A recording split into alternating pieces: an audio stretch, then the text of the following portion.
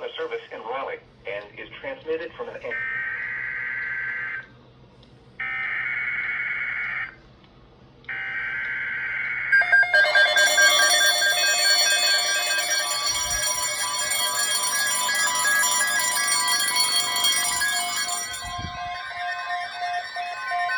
National Weather Service has issued severe thunderstorm watch number 649, effective until 9 p.m.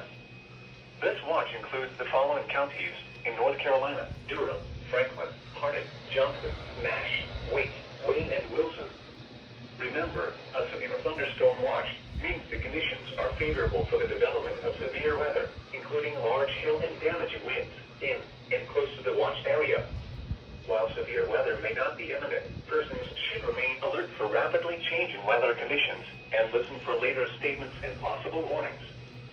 Stay tuned to NOAA weather, radio, commercial radio and television outlets, or internet sources for the latest severe weather information.